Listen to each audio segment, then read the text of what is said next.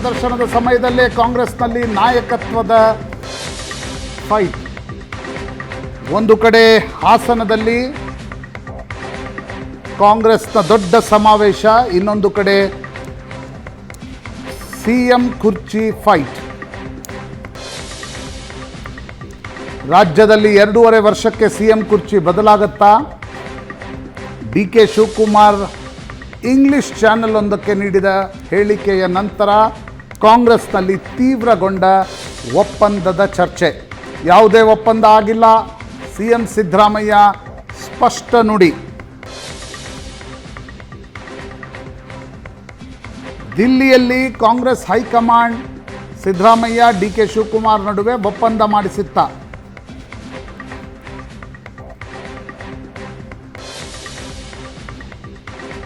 DK Shivakumar ಒಪ್ಪಂದದ ಹೇಳಿಕೆಗೆ ಪರಮೇಶ್ವರ್ ವಿರೋಧ.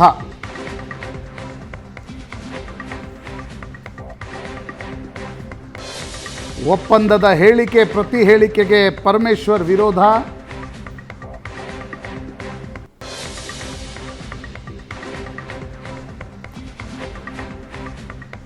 ಪರಮೇಶ್ವರರ ಅಸಮಾಧಾನದ ನಂತರ ಒಂದು ವೇಳೆ ಒಪ್ಪಂದ ಆಗಿದ್ದರೆ ನಾವೆಲ್ಲ ಯಾಕಿರಬೇಕು? ಪರಮೇಶ್ವರ್ ಪ್ರಶ್ನೆ. ಬೇರೆ ನಾಯಕರು ಬೇಡವಾ? ಆ ರೀತಿ ಒಪ್ಪಂದ ಆಗಿರಲು ಸಾಧ್ಯ ಇಲ್ಲ. ಪರಮೇಶ್ವರ್ ಅಸಮಾಧಾನ. ಅವರಿಬ್ಬರೇ ರಾಜಕಾರಣ ಮಾಡಲಿ ಬಿಡಿ ಎಂದ ಪರಮೇಶ್ವರ್.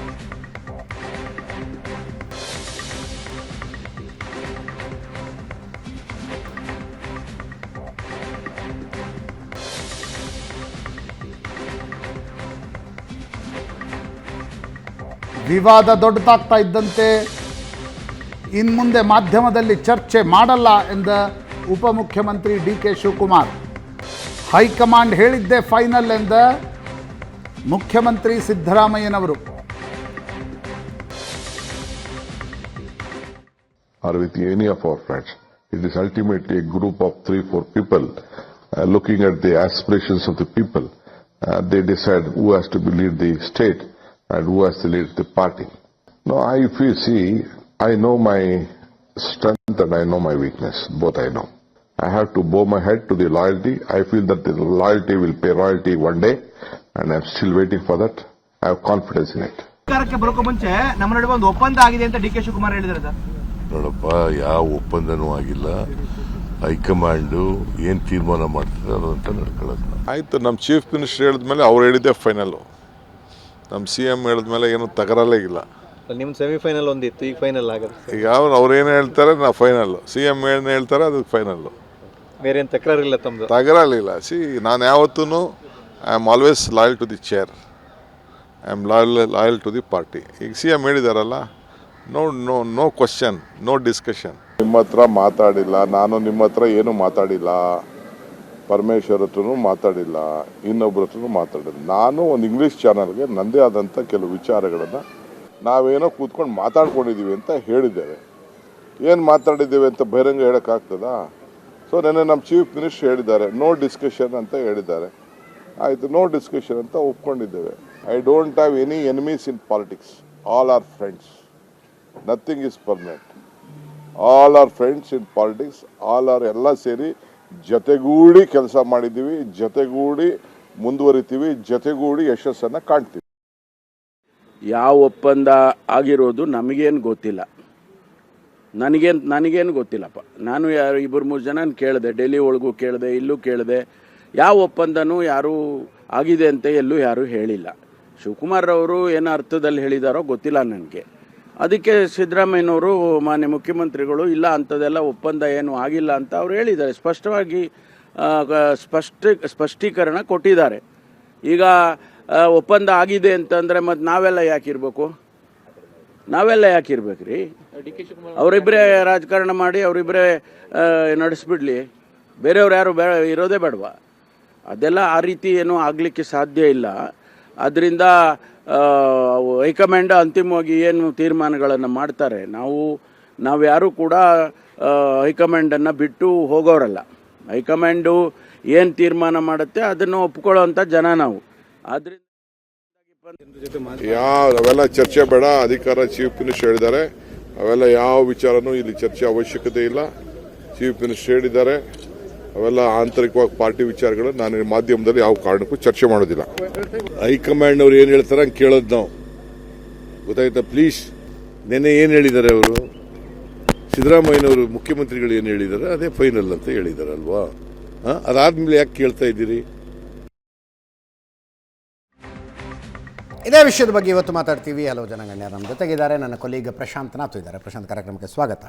ಬಿಜೆಪಿಯಿಂದ ಚಂದ್ರಶೇಖರ್ ಅವರು, ರಮೇಶ್ ಬಾಬು ಅವರು, ಕಾಂಗ್ರೆಸ್ನಿಂದ ಗಂಗಾಧರ ಮೂರ್ತಿ ಅವರು, JDSನಿಂದ ಇದ್ದಾರೆ. 3 ಜನರು ಕಾರ್ಯಕ್ರಮಕ್ಕೆ ಸ್ವಾಗತ. ಪ್ರಶಾಂತಿಂದಾನೆ ಚರ್ಚೆ ಶುರು ಮಾಡ್ತೀನಿ. ಪ್ರಶಾಂತ್, ಹಾಸನದಲ್ಲಿ ಸಮಾವೇಶ ಇಲ್ಲದೇ ಹೋಗಿದ್ದರೆ ಈ ಹೇಳಿಕೆಗಳು ಬರ್ತಾ ಇದ್ವಾ? ಅಫ್ಕೋರ್ಸ್ DK ಶಿವಕುಮಾರ್ ಅವರ ಟೈಮ್ಸ್ ನೌ ಇಂಟರ್ವ್ಯೂ ಇದೆಲ್ಲದರ ಆರಂಭ ಆಯಿತು. ನಾವು ಅದಕ್ಕೂ ED ಕೊಟ್ಟ ಇಂಟ್ರಿಮ್ ರಿಪೋರ್ಟ್ಗೂ ಸಂಬಂಧ ಇರಬಹುದಾ ಅಂತ ನೋಡಿದ್ವಿ. ಹಾಸನದ ಸಮಾವೇಶದ ಟೈಮಿಂಗ್ ಕೂಡ ಹಾಗೆ ಇದೆ. ಅದೇ ನನಗನ್ಸುತ್ತೆ DK ಶಿವಕುಮಾರ್ ಅವರ ಹೇಳಿಕೆ ಹಾಸನ ಸಮಾವೇಶ ಒಂದೇ ಕಾರಣದಿಂದ ಬಂದಿದೆ ಅಂತಕ್ಕಂಥದ್ದು ಅನಿಸಲ್ಲ. ಓಕೆ, ಅವರು ಸುಮಾರು 1.5 ವರ್ಷಗಳ ಕಾಲ ಸುಮ್ಮನಿದ್ರು. ಅಂದರೆ ಮೊದಲು ಇಲ್ಲ ಲೋಕಸಭಾ ಚುನಾವಣೆಗಳಿವೆ, ಲೋಕಸಭಾ ಚುನಾವಣೆಯನ್ನು ಒಟ್ಟಾಗಿ ಎದುರಿಸಿದ್ರೆ ನಂತರ ನೋಡೋಣ ಅಂತಕ್ಕಂಥದ್ದಿತ್ತು. ಅದಾದಮೇಲೆ 3 ಬೈ ಎಲೆಕ್ಷನ್ಸ್ಗಳು ಬಂದವು. ಅದಾದ ತಕ್ಷಣ ಏಕಾಏಕಿ ಸಿದ್ದರಾಮಯ್ಯ ಕ್ಯಾಂಪ್ನಿಂದ ಅಂತಿರೋ ಕಾಂಗ್ರೆಸ್ನ ಕೆಲ ನಾಯಕರಿಂದ ಗುಸುಗುಸು ಶಬ್ದಗಳಲ್ಲಿ ಸಂಪುಟ ಪುನಾರಚನೆಯ ಚರ್ಚೆಗಳು ಶುರುವಾದವು. ನಂತರ ಅದನ್ನು ಸಿದ್ದರಾಮಯ್ಯನವರು ನೇರವಾಗಿ ಮಾಧ್ಯಮಗಳ ಮೇಲೆ ಹಾಕಿದರು. ಸರಿ, ಅದಲ್ಲಿ ಸ್ಟಾಪ್ ಆಯಿತು. ಯಾಕಂದರೆ ಸುರ್ಜೇವಾಲಾ ಮತ್ತು KC ವೇಣುಗೋಪಾಲ್ 3 ತಿಂಗಳ ಹಿಂದೆ ಬೆಂಗಳೂರಿಗೆ ಬಂದಾಗ ಮುಖ್ಯಮಂತ್ರಿಗಳ ಮನೆಯಲ್ಲಿ ನಡೆದಿರ್ತಕ್ಕಂಥ ಸಭೆಯಲ್ಲಿ ಅವರು ಸಂಪುಟ ಪುನಾರಚನೆ ಬಗ್ಗೆ ಮಾತಾಡಿದರು. ಸಿದ್ದರಾಮಯ್ಯನವ್ರಿಗೆ ಮನಸ್ಸಿತ್ತು, ಆದರೆ DK ಶಿವಕುಮಾರ್ಗೆ ಆಗ ಮನಸ್ಸಿರಲಿಲ್ಲ. ಓಕೆ, ಈಗ ಮತ್ತೆ ಸಂಪುಟದ ಪುನಾರಚನೆಯ ಚರ್ಚೆಗಳು ಶುರುವಾದಾಗ ಈಗ ಹೈಕಮಾಂಡ್ ತಕ್ಷಣಕ್ಕೆ ಅದಕ್ಕೆ ಒಪ್ಪಿಗೆ ಕೊಡ್ತಕ್ಕಂಥ ಸ್ಥಿತಿಯಲ್ಲಿ ಇಲ್ಲ. ಅಂದರೆ ಆಗಿನ ಸ್ಥಿತಿ ಬೇರೆ, ಈಗಿನ ಸ್ಥಿತಿ ಬೇರೆ ಇದೆ. DK ಶಿವಕುಮಾರ್ ಬಹಿರಂಗವಾಗಿ ನ್ಯಾಷನಲ್ ಚಾನೆಲ್ ಒಂದಕ್ಕೆ ಇಂಟರ್ವ್ಯೂ ಕೊಟ್ಟು ಅವರು ಪ್ರಮುಖವಾಗಿ ದಿಲ್ಲಿ ಹೈಕಮಾಂಡ್ನ ನಾಯಕರಿಗೆ ಹೇಳುವ ಪ್ರಯತ್ನವನ್ನು ಮಾಡಿದರು. ನೀವು ನನಗೇನೋ ಪ್ರಾಮಿಸ್ ಮಾಡಿದ್ದೀರಿ, ನೆನಪಿಸಿದರು.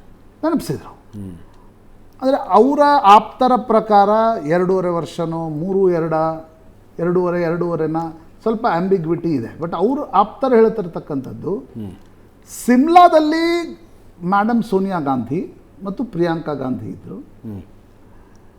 ಇಬ್ಬರ ನಡುವಿನ ಜಗಳ ಬಗೆಹರಿಸಲಿಕ್ಕೆ ಸಾಧ್ಯ ಆಗ್ತಾ ಇಲ್ಲ. ಜಗಳಕ್ಕಿಂತ DK ಶಿವಕುಮಾರ್ಗೆ ಒಂದು ಅಶ್ಯೂರೆನ್ಸ್ ಬೇಕಿತ್ತು. ಕರೆಕ್ಟ್. ಅವ್ರಿಗೆ 28ರ ಮುಂಚೆ ಏನಕ್ಕೇನ ಮುಖ್ಯಮಂತ್ರಿ ಆಗಬೇಕು ಅಂತಿದೆ. 28ರ ನಂತರ ಯಾರು ಪಾಲಿಟಿಕ್ಸ್ ನೋಡಿದ್ದಾರೆ ಅವ್ರಿಗೆ ಅನ್ಸುತ್ತೆ ಈಗ ಏನು 136 ಬಂತು, ಅದರಲ್ಲಿ ಸಿದ್ದರಾಮಯ್ಯನವ್ರ ಜೊತೆ ನಂದು ಪರಿಶ್ರಮ ಇದೆ, ನಾನು ಮುಖ್ಯಮಂತ್ರಿ ಆಗಬೇಕು ಅಂತ. ಹೀಗಾಗಿ ಅವರು ಸೋನಿಯಾ ಗಾಂಧಿ ಮತ್ತು ಪ್ರಿಯಾಂಕಾ ಗಾಂಧಿ ಜೊತೆ ಅವರ ಆಪ್ತರು ಹೇಳ್ತಾ ಇರ್ತಕ್ಕಂಥದ್ದು ನಾನು ಹೇಳ್ತಾ ಇದ್ದೀನಿ. ಇದು ಆಗ ಕೂಡ ಇದು ಚರ್ಚೆ ಆಗಿತ್ತು. ಈಗ ಮತ್ತೆ ಅದನ್ನು ರಿಪೀಟ್ ಮಾಡೋದಾದರೆ, ಫೇಸ್ ಟೈಮಲ್ಲಿ ಸೋನಿಯಾ ಗಾಂಧಿ ಮತ್ತು ಪ್ರಿಯಾಂಕಾ ಗಾಂಧಿ, ಇಲ್ಲಿ ರಾಹುಲ್ ಗಾಂಧಿ, KC ವೇಣುಗೋಪಾಲ್, ಸುರ್ಜೇವಾಲಾ, ಮಲ್ಲಿಕಾರ್ಜುನ್ ಖರ್ಗೆ, ಸಿದ್ದರಾಮಯ್ಯ ಮತ್ತು DK ಶಿವಕುಮಾರ್ ಇದ್ದಾಗ ನಾವು ನಿಮಗೆ ಮುಖ್ಯಮಂತ್ರಿ ಮಾಡ್ತೀವಿ ಅಂತಕ್ಕಂಥ ಅಶ್ಯೂರೆನ್ಸ್ ಮೇಡಮ್ ಸೋನಿಯಾ ಗಾಂಧಿ ಅವರಿಂದ ಬಂದಿತ್ತು. ಆ ಕಾರಣದಿಂದ DK ಶಿವಕುಮಾರ್ಗೂ ಗೊತ್ತಿತ್ತು ಫಸ್ಟ್ ಟರ್ಮ್ ಅವರೇನು ಮುಖ್ಯಮಂತ್ರಿ ಆಗ್ಲಿಕ್ಕೆ ಸಾಧ್ಯ ಆಗಲ್ಲ, ಸಿದ್ದರಾಮಯ್ಯನವರಂಥ ಒಬ್ಬ ಮಾಸ್ ಲೀಡರ್ ಇದ್ದಾಗ. ಹೀಗಾಗಿ ಆಗ ಅವರು ಉಪಮುಖ್ಯಮಂತ್ರಿ ಆಗಲಿಕ್ಕೆ ಒಪ್ಪಿದ್ರು. ಈಗ ಕಾಂಗ್ರೆಸ್ ಅಧ್ಯಕ್ಷರ ಬದಲಾವಣೆಯ ಚರ್ಚೆ ರಾಜಣ್ಣ ಮಾಡಿದರು, ಸಂಪುಟ ಪುನಾರಚನೆಯ ಚರ್ಚೆ ಮಾಡಿದರು. ಆ ಕಾರಣದಿಂದ DK ಶಿವಕುಮಾರ್ ಈ ಒಂದು ಬಾಣ ಬಿಟ್ಬಿಟ್ರು. ಅದು ಹೈಕಮಾಂಡ್ಗೂ ಆಯಿತು, ಅದು ಸಿದ್ದರಾಮಯ್ಯನವ್ರಿಗೂ ಆಯಿತು. ನನಗನ್ಸುತ್ತೆ ಈಗ ಸಿದ್ದರಾಮಯ್ಯನವರ ಹೇಳಿಕೆಯನ್ನು ನಾನು ಆನ್ ದ ಫೇಸ್ ತೆಗೆದುಕೊಳ್ಳಲ್ಲ. ಯಾಕಂದರೆ ಯಾವುದೇ ಒಬ್ಬ ಮುಖ್ಯಮಂತ್ರಿ ಫಾರ್ ದ್ಯಾಟ್ ಮ್ಯಾಟರ್, ಇಲ್ಲ ನೀವು ಒಪ್ಪಂದ ಮಾಡ್ಕೊಂಡಿದ್ದೀರಾ ಅಂತ ಬಹಿರಂಗವಾಗಿ ಅವ್ರು ಹೇಳೋಕ್ಕಾಗಲ್ಲ. ನಾನು ಒಪ್ಪಂದ ಮಾಡ್ಕೊಂಡ್ಬಿಟ್ಟಿದ್ದೀನಿ, 2.5 ವರ್ಷ ಆಗಿದೆ. ಯಾಕಂದರೆ he will become A ಲೇಮ್ duck chief minister for that matter. ಯಾರೂ ಕೂಡ ಯಡಿಯೂರಪ್ಪನವರ ಸಂದರ್ಭದಲ್ಲೂ ನಾವು ನೋಡಿದ್ವಿ, ಅವರು ಇಳಿಯೋದು 2 ತಿಂಗಳ ಮುಂಚೆ ಡಿಸೈಡ್ ಆಗಿತ್ತು. ಬಟ್ ಇಳಿಯೋ ದಿನದವರೆಗೂ ಕೂಡ ಅವರು ಹಂಗೆ ಹೇಳಲಿಕ್ಕೆ ಸಾಧ್ಯ ಆಗಲ್ಲ. ಬಟ್ ಇದರಲ್ಲಿ ಚರ್ಚೆಯ ಕುತೂಹಲ ಹುಟ್ಟಿಸೋದು DK ಶಿವಕುಮಾರ್ ಮತ್ತು ಪರಮೇಶ್ವರ್ ಹೇಳಿಕೆ. Yes, that's exactly. Specially Parameshwar ಹೇಳಿಕೆ, ನೀವು ಒಪ್ಪಂದ ಮಾಡ್ಕೊಂಡ್ರೆ ನಾವೇನು ಮಾಡೋಣ ಇಲ್ಲಿ ಅಂತಾರಲ್ಲ. ಅದು 3ನೇ ಗುಂಪು ಅಂತಿರೋ ದಲಿತ ನಾಯಕ ಆಗಿರುವ ಕಾರಣದಿಂದ ಪರಮೇಶ್ವರ್ KPCC ಅಧ್ಯಕ್ಷರು ಹಿಂದೆ ಆಗಿರೋದ್ರಿಂದ ಮುಖ್ಯಮಂತ್ರಿ ಕುರ್ಚಿಗೆ ದಾವೇದಾರರು ಯಾರು ಅಂತ ನೋಡಿದರೆ ಸರ್ವಸಮ್ಮತಿ ಮಲ್ಲಿಕಾರ್ಜುನ್ ಖರ್ಗೆ ಬರಬಹುದಾ, ಅದೊಂದು ಬೇರೆ ಚರ್ಚೆ. ಕರ್ನಾಟಕದಲ್ಲಿ ದಾವೇದಾರರು ಯಾರು ಅಂತ ನೋಡಿದರೆ first claimant is DK Shivakumar, second is Parameshwar. ಆ ದೃಷ್ಟಿಕೋನದಿಂದ, ಆ ಕಾಂಟೆಕ್ಸ್ನಲ್ಲಿ ಅವರಿಬ್ಬರ ಹೇಳಿಕೆಗಳು ಬಹಳ ಮಹತ್ವವನ್ನು ಪಡಿತಾರೆ. ಸಿದ್ದರಾಮಯ್ಯನವ್ರು ಹೇಳಿದ್ ನ್ಯಾಚುರಲಿ ಯಾವುದೇ ಚೀಫ್ ಮಿನಿಸ್ಟರ್ ಬಟ್ ಪರಮೇಶ್ವರರ ಹೇಳಿಕೆ ಸಿದ್ದರಾಮಯ್ಯನವರ ಒತ್ತಾಸೆ ಆಗಿರ್ಲಿಕ್ಕಿಲ್ಲ ಅಂತೀರಾ? ನೋಡಿ, ಇದು ಡೆಫಿನೆಟ್ಲಿ ಈಗ ಒತ್ತಾಸೆ ಅಂತಂದರೆ ಯಾವ ಕಾಸ್, ಈಗ ಸಿದ್ದರಾಮಯ್ಯ ಪರಮೇಶ್ವರ್ ಏನು ಸಂಬಂಧಗಳು ಭಾರಿ ಚೆನ್ನಾಗಿರಲಿಲ್ಲ, KPCC ಭಾರಿ ಚೆನ್ನಾಗಿರಲಿಲ್ಲ ಅಂದರೆ ನಾನು ಪೊಲಿಟಿಕಲಿ ಹೇಳ್ತಿದ್ದೀನಿ. ಗೊತ್ತಾಯ್ತು. ಈಗ BJP ಅವ್ರ ಥರ ಮಚ್ 3 ರೂಪಾಯಿ ತೊಗೊಂಡು ಹೊಡೆದಾಡೋದಲ್ಲ, ಅಂದರೆ BJP ಅವ್ರದ್ದೊಂದು ಬಿಡಿ, ಅದೊಂದು ಎಕ್ಸ್ಟ್ರೀಮ್ ಪ್ರಕಾರ. ಬಟ್ ಕಾಂಗ್ರೆಸ್ನ ದೃಷ್ಟಿಯಿಂದ ಅವರು ಒಬ್ರಿಗೊಬ್ರು ಅದು ನಡೀತಾ ಇರುತ್ತೆ. ಬಟ್ ಈಗ ಅವರು ಒಂದು ರೀತಿ ಸಿದ್ದರಾಮಯ್ಯನವರು ಇಳಿದ್ರೆ ನಾನೊಬ್ಬ ಕ್ಲೆಮೆಂಟ್ ಅಂತಕ್ಕಂಥದ್ದನ್ನು ಬಾರಿ ತೋರಿಸುವ ಪ್ರಯತ್ನವನ್ನು ಮಾಡ್ತಿದ್ದಾರೆ. ಅವ್ರಿಗೆ ನನಗನ್ಸೋದು ಸಿಟ್ಟು ಬಂದಿರೋದು, ಕ್ಯಾಬಿನೆಟ್ ಮೀಟಿಂಗ್ನಲ್ಲಿ ಪರಮೇಶ್ವರ್ಗೆ ಹೇಳಲಾಯಿತು ನೀವು ಈ ಸಭೆಗಳನ್ನು ಮಾಡಬೇಡಿ, ರಾಂಗ್ ಮೆಸೇಜ್ ಹೋಗುತ್ತೆ, ಸುರ್ಜೇವಾಲಾ ಹೇಳಿದರು. ಈಗ DK ಶಿವಕುಮಾರ್ ಕೊಟ್ಟರೆ ಹೆಂಗೆ ನಡೆಯುತ್ತೆ? ಆ ಸಿಟ್ಟು ಅಸಮಾಧಾನ ಇರ್ಬೋದು. This is interesting. ಇದು ರಾಜಕಾರಣದಲ್ಲಿ ಯಾವತ್ತೂ ನಡೆದಿದೆ, ನಡೀತಾನೆ ಇರುತ್ತೆ, ಇನ್ನು ಮುಂದೆನೂ ನಡೆಯುತ್ತೆ. ಬಟ್ ಸಿದ್ದರಾಮಯ್ಯನವರ ಅವಧಿಯಲ್ಲಿ ಅವರು 2.5 ವರ್ಷಕ್ಕೆ ಇಳಿತಾರ, 3 ವರ್ಷಕ್ಕೆ ಇಳಿತಾರ ಅನ್ನುವ ಚರ್ಚೆಗಳ ಮಧ್ಯೆ ಸ್ವತಃ KPCC ಅಧ್ಯಕ್ಷರು ಒಂದು ಒಪ್ಪಂದ ಆಗಿದೆ, ಅದನ್ನು ಫುಲ್ಫಿಲ್ ಮಾಡಿ ಅನ್ನೋದು ಹೇಳಿರೋದು, ಹಾಗಿದ್ರೆ ಏನೋ ಸಮಥಿಂಗ್ ಇದೆ ಅಂತಕ್ಕಂಥದ್ದನ್ನು ಮತ್ತೊಮ್ಮೆ ಸ್ಪಷ್ಟವಾಗಿ ಹೇಳ್ತಾ ಇದೆ.